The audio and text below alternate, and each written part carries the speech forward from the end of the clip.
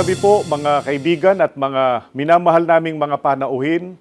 Kami po ay patuloy na nagpapasalamat sa inyo sapagkat pinaunlakan ninyong muli ang paanyaya sa inyo ng aming mga kapatid sa Iglesia ni Cristo na makasama namin kayong muli sa ganito nating pag-aaral ng mga salita ng ating Panginoong Diyos. Sa pagkakataon pong ito ay ipaglilingkod namin sa inyo ang tungkol sa tunay na Diyos na kinikilala at sinasamba ng Iglesia ni Cristo. Sapagkat alinmang relihiyon o alinmang iglesia na hindi ang tunay na Diyos ang kinikilala at sinasamba, ay hindi po maaaring maging katanggap-tanggap sa ating Panginoong Diyos. Sapagkat hindi tunay na pagsamba at hindi maaaring siyang maging tunay na relihiyon. Kaya dapat po na matiyak natin na tunay na Diyos ang ating kinikilala at sinasamba. Maaaring maitatanong po ninyo sa amin, ang Diyos po ba na kinikilala at sinasamba ng Iglesia ni Cristo ay ang tunay na Diyos? Mga kaibigan, babasahin ko po sa inyo sa Biblia, ganito ang nakasulat sa Juan sa 4:21 hanggang 23. Sinabi ni Jesus sa kanya, "Babae, maniwala ka sa akin. Hindi ninyo nakikilala kung sino ang inyong sinasamba. Ngunit, nakikilala namin ang aming sinasamba, sapagkat ang kaligtasan ay nanggaling sa mga Hudyo. Ngunit, dumarating na ang panahon, at ngayon na nga, na ang tunay na mananamba ay sasamba sa Ama, sa Espiritu at sa katotohanan, sapagkat ito ang hinahanap ng Ama sa mga sumasamba sa Kanya." Nais po naming ipapansin sa inyo mga kaibigan na ang Diyos ng Iglesia ni Cristo ay ang kinilala at sinamba ng ating Panginoong Hesukristo at maging ng mga Hudyo. Wala pong iba kundi ang Ama.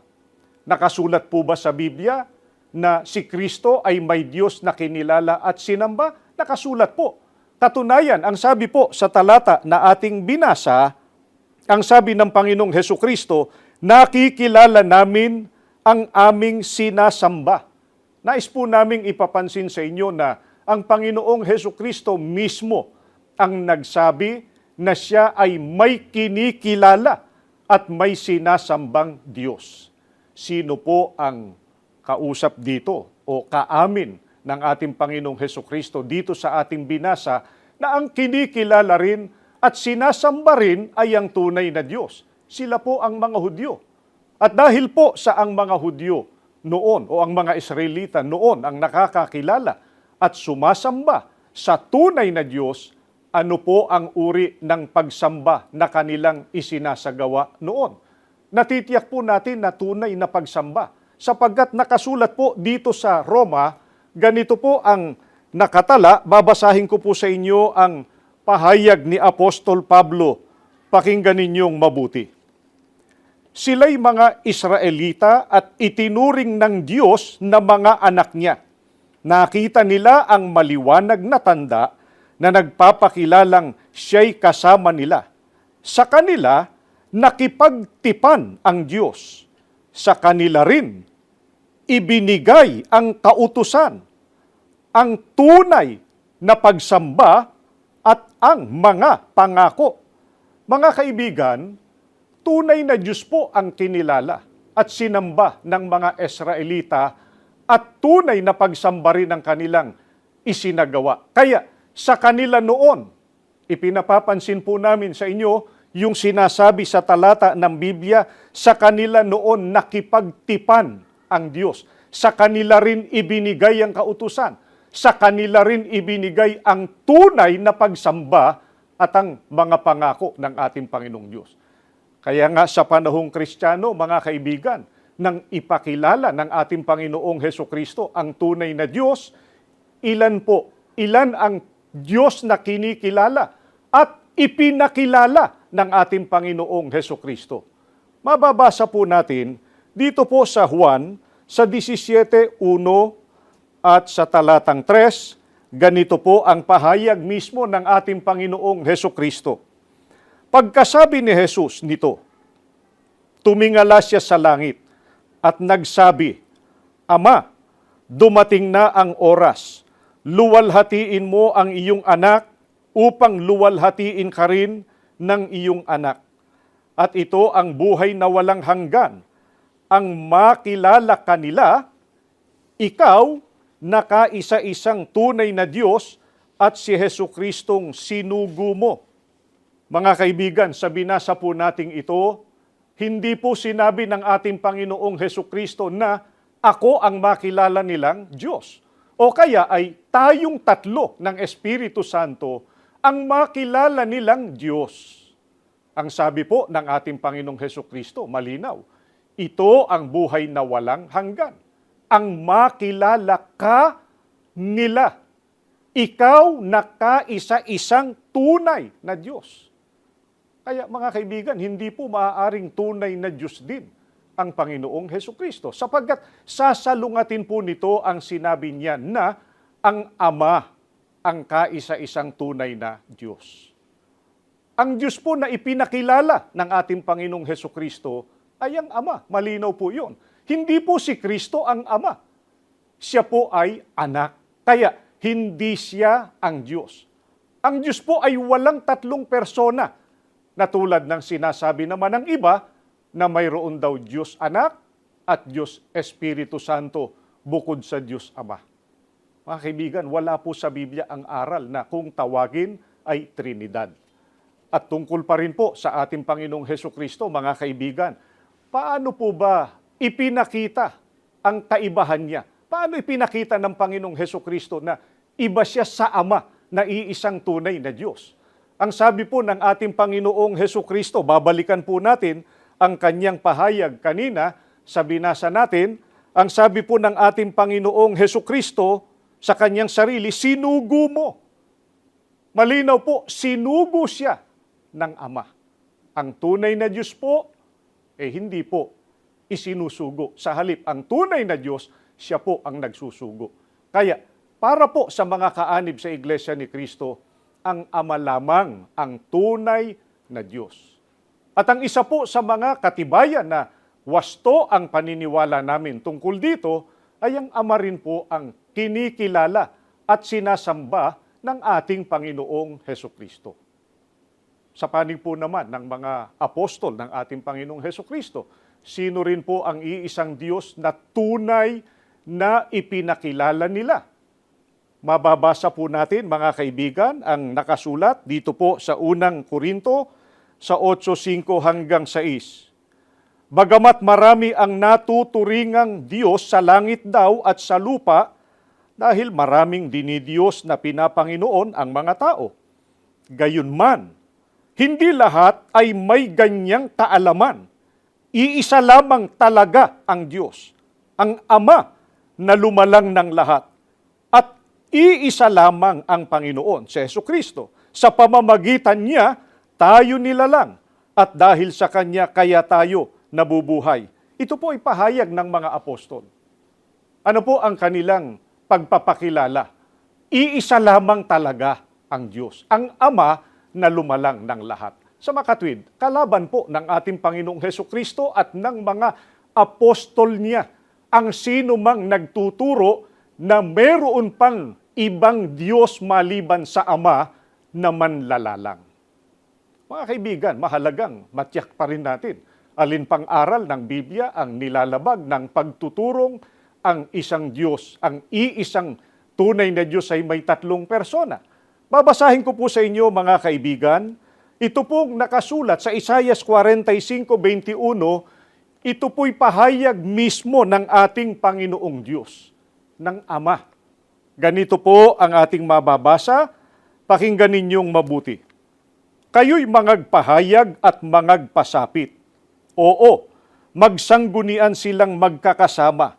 Sinong nagpakilala nito mula ng mga unang panahon? Sinong nagpahayag niyaon ng una? Hindi baga ang Panginoon? At walang Diyos liban sa akin. Isang ganap na Diyos at tagapagligtas, walang iba liban sa akin. Napakalinaw po ng pahayag mismo ng ating Panginoong Diyos. Ang sabi po niya, walang Diyos liban sa akin. Isang ganap na Diyos sa tagapagligtas.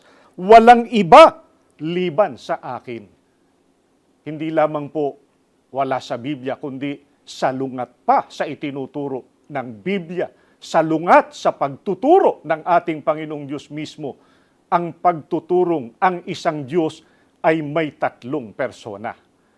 Kaya mga kaibigan, ang alinmang relihiyon na nagtuturo na bukod sa Ama ay meron pang ibang Diyos, ay hindi na po tunay na relihiyon. Sa makatwid, hindi rin po tunay na pagsamba ang kanilang naisasagawa sapagkat hindi tunay na Diyos ang kanilang kinikilala at sinasamba. Alamin pa po natin mga kaibigan, ano po ang likas na kalagayan ng tunay na Diyos na dapat nating sambahin. Ayon po sa ating Panginoong Hesukristo. Mga kaibigan, babasahin ko po ang nakasulat dito po sa Juan, sa 4:24, ganito po ang nakatala, pakinggan ninyong mabuti. Ang Diyos ay Espiritu, at ang mga sa Kanya'y nagsisisamba ay kinakailangang magsisamba sa Espiritu at sa katotohanan. Ano po ang likas na kalagayan ng tunay na Diyos? Ayon po sa ating Panginoong Hesukristo, ang Diyos ay Espiritu. Ano po ang ibig sabihin ang Diyos ay Espiritu? Dito po naman sa Lucas, sa 24:39, tingnan ninyo ang aking mga kamay at ang aking mga paa. Ako rin nga. Hipuin ninyo ako at tingnan, sapagkat ang isang Espiritu'y walang laman at mga buto, na gaya ng inyong nakikita na nasa akin. Sa pahayag pong ito ng Panginoong Hesukristo, mga kaibigan, hindi po maaaring igawa ng larawan o ng rebulto o ng imahen ang tunay na Diyos. Bakit? Sapagkat siya po ay Espiritu sa likas na kalagayan na ang katumbas po walang laman at mga buto o walang materya.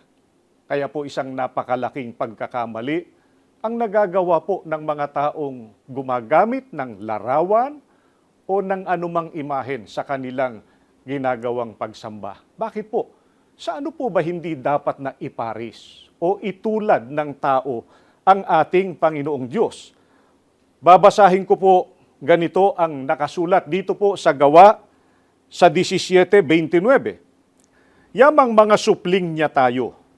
Hindi natin dapat iparis ang Diyos sa isang imahen na gawa ng mga tao at yari sa ginto, pilak o bato. Ang binasa po nating ito, mga kaibigan, ay pahayag ng mga apostol. Ano po ang kanilang ipinahayag? Hindi natin dapat iparis ang Panginoong Diyos. Hindi dapat na itulad sa anumang imahen. Sa isang imahen na gawa ng mga tao, maging iyan ay yari sa ginto, sa pilak, o kaya ay sa bato. Mga kaibigan, lumalabag po sa kalooban ng ating Panginoong Diyos ang mga taong gumagamit ng imahen sa kanilang pagsamba sa Panginoong Diyos. At ang relihiyong nagtuturo ng gayon, pagsamba, na mayroong kasamang imahen o mga rebulto, mga larawan, hindi po tunay. Paano po kung gayon? Ang wastong paraan ng pagsamba sa tunay na Diyos. Pagtuturo pa rin ng ating Panginoong Hesukristo, babasahin ko po dito sa Juan, sa 4:23, subaybayan po ninyo at ganito po ang ating mababasa.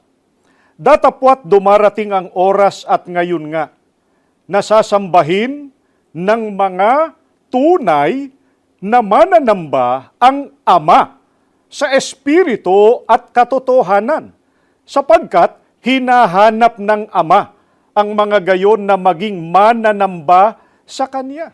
Mga kaibigan, sa pagtuturong ito ng ating Panginoong Hesukristo ay may ipinakikilala siya na mga tunay na mananamba.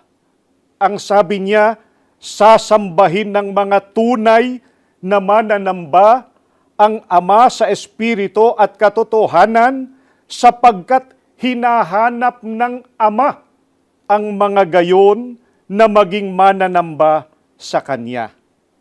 Kaya mali po ang inaakala ng iba na lahat ng pagsamba sa Diyos ay tinatanggap at pinahahalagahan niya. Maling-mali po yun. Ang tinatanggap po ng ating Panginoong Diyos ay yaon lamang, tunay na pagsamba. At ang nagsasagawa po nito, napansin po ba ninyong pahayag ng Panginoong Hesukristo? Mga tunay na mananamba. Sumasamba sa Diyos, sumasamba sa tunay na Diyos, sa Espiritu at katotohanan. Ang mga sumasamba po sa mga larawan at tribulto, hindi po tunay na mananamba. Mga kaibigan, pag-aralan po natin paano ba ang pagsamba sa Diyos, sa tunay na Diyos, sa Espiritu at katotohanan. Babasahin ko po itong nakasulat dito po sa Mateo sa 6:9 hanggang 10. Ganito po ang nakatala. Magsidalangin nga kayo ng ganito. Ama namin na nasa langit ka, sambahin nawa ang pangalan mo. Dumating nawa ang kaharian mo. Gawin nawa ang iyong kalooban. Kung paano sa langit, gayon din naman sa lupa.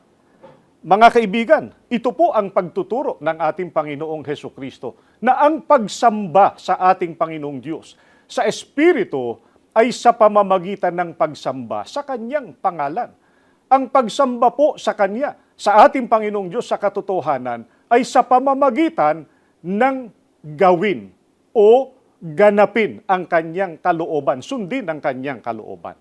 Paano po ang pagsamba sa ating Panginoong Diyos sa pangalan? Babasahin ko po, ganito ang pahayag. Dito po sa Hebreo, sa 13:15, ganito ang ating mababasa. Kaya't lagi tayong maghandog ng hain ng pagpupuri sa Diyos sa pamamagitan ni Jesus.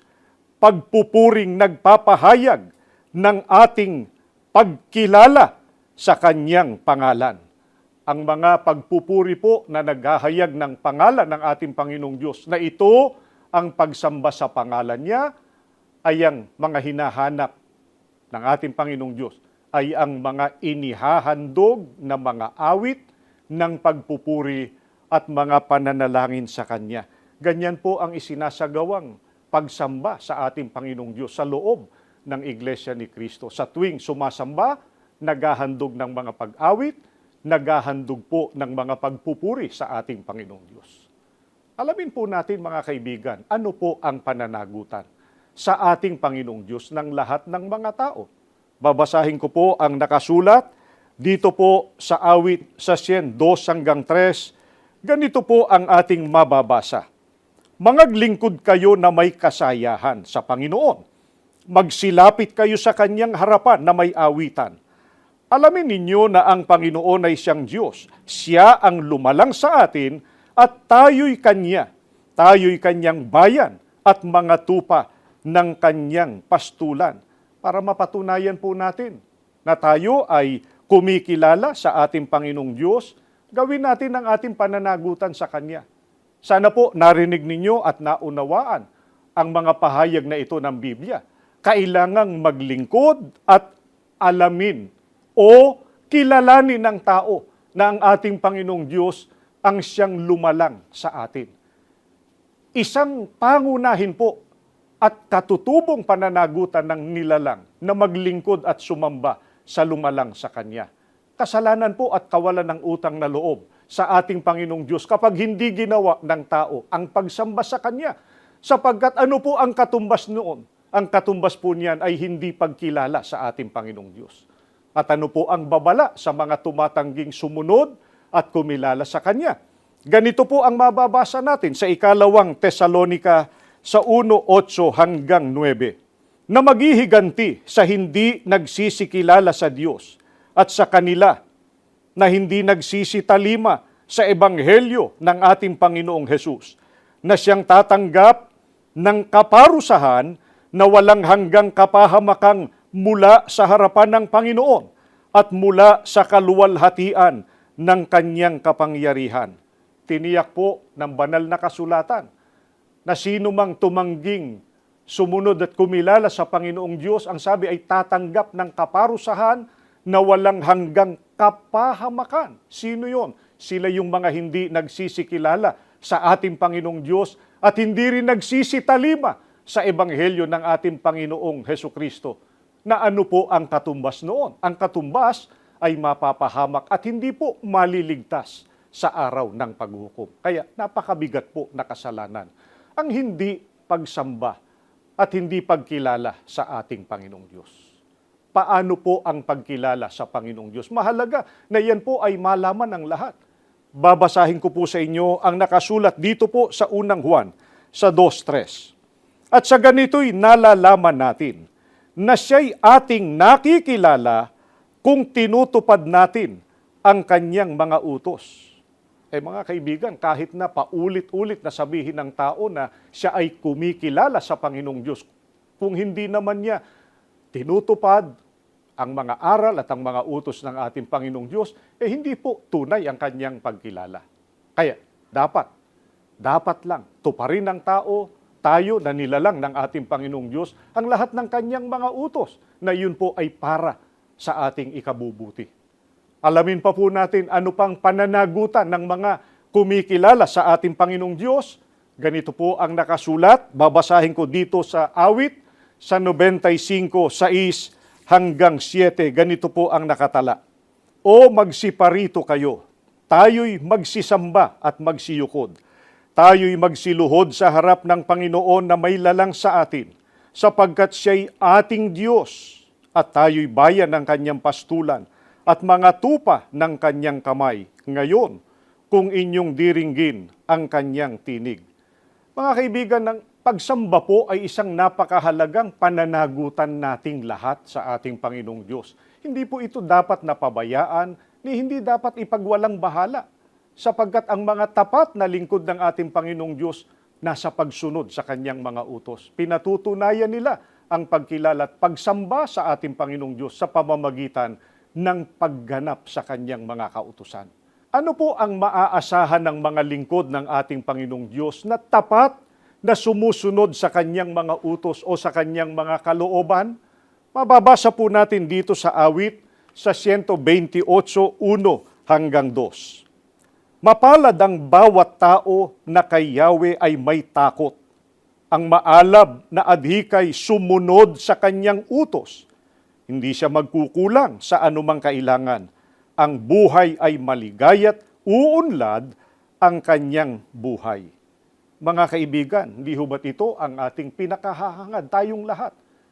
Pero mahalaga po na marating ng tao ang pagkakilala, ang tunay na pagkilala sa tunay na Diyos.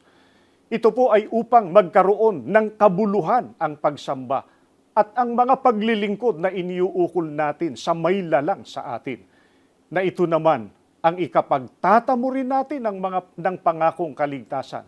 Ang ikapagtatamo rin ng pangakong kaligtasan at buhay na walang hanggan pagdating ng araw ng paghukom. Kaya ang mga kaanib sa Iglesia ni Cristo ay panatag na tunay ang iglesyang kinabibilangan nila at tunay ang pagsambang kanilang isinasagawa. Kung bakit ay sapagkat natitiyak po namin na tunay na Diyos ang aming kinikilala at sinasamba. At ang paraan ng pagsamba na itinuturo ng Biblia ang amin pong sinusunod at itinataguyod. Mga kaibigan, pinakahahangad po namin na makasama kayo sa tunay na pagkilala sa Panginoong Diyos sa loob po ng Iglesia ni Cristo. Narito po ang tunay na pagsamba at ito ay hindi mawawalan ng kabuluhan sapagkat ito ang ikapagtatamo natin ng buhay na walang hanggan.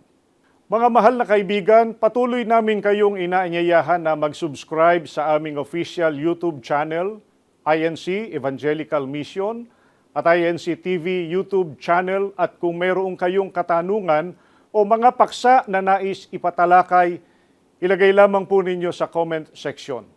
Patuloy din namin kayong inaanyayahan na magsuri, makinig sa mga aral ng Biblia na itinataguyod ng Iglesia ni Cristo na inyong mapapanood at mapapakinggan sa aming mga religious programs dito sa INC TV at maging sa INC Radio. Sana po ay pagbigyan din ninyo ang pagbabasa ng aming official magazine, ang Pasugo God's Message Magazine, at nawa po ay paunlakan din ninyo ang mga pag-aanyaya ng aming mga kapatid sa pag-aaral ng mga salita ng Diyos, mga pangunahing aral ng Biblia na aming sinasampalatayanan na isinasagawa sa mga tahanan ng aming mga kapatid o kaya ay sa mga gusaling sambahan ng Iglesia ni Cristo na malapit po sa inyong lugar. Maraming salamat po. Pagpalain nawa tayong lahat ng ating Panginoong Diyos.